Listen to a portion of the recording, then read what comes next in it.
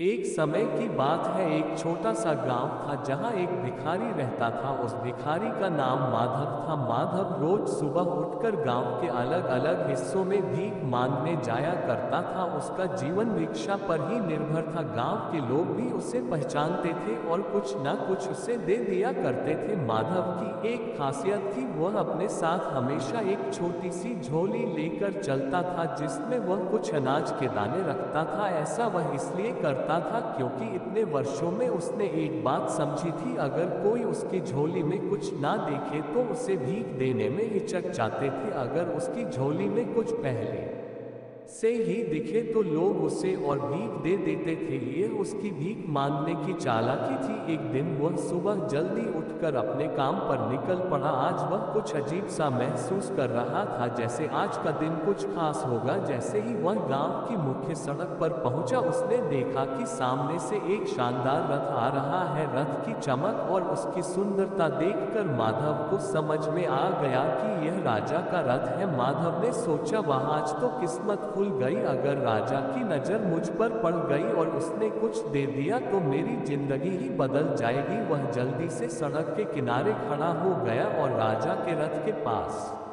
से गुजरने का इंतजार करने लगा। जैसे ही रथ उसके पास पहुंचा, कुछ अजीब हुआ। रथ उसके पास आकर रुक गया। माधव हैरान रह गया, उसकी आंखें चौड़ी हो गई जब उसने देखा कि राजा खुद रथ से उतरा और उसकी ओर बढ़ने लगा। अब उसकी कल्पनाएं और तेज हो गई। उसने सोचा, अरे आज तो मैं राजा से कुछ मांगने जा रहा हूँ, शायद वह मुझे ढेर सारा सोना चांदी या कोई बड़ी चीज दे देगा। लेकिन तभी एक और चमत्कार हुआ। राजा ने अपनी झोली उठाए और उसे माधव के सामने फैला दी। माधव की आंखें फटी की फटी रह गई। उसने सोचा, ये क्या राजा मुझसे भीख मांग रहा है। राजा ने विनम्रता से कहा, भाई मुझ पर दया करो और मुझे कुछ भिक्षा दे दो। माधव को विश्वास नहीं हो रहा था। उसने सोचा, ये तो उल्टा हो गया, राजा मुझसे भीख मांग रहा है। लेकिन राजा ने उसकी ओर देखते हुए कहा, यह मेरे लिए बहुत महत्वपूर्ण है। हमारे राज्य पर एक संकट आ रहा है और राज ज्योतिष ने कहा है कि अगर मैं इस संकट से बचना चाहता हूँ तो मुझे पहले व्यक्ति से भीख मांगनी होगी जिसे मैं आज सुबह देखूं, और तुम वह व्यक्ति हो। कृपया मुझे कुछ दान दो। अब माधव असमंजस में था। वह सोचने लगा, क्या मैं राजा को कुछ दे दूं, लेकिन मैं खुद तो एक भिखारी हूं, मेरे पास तो खुद ही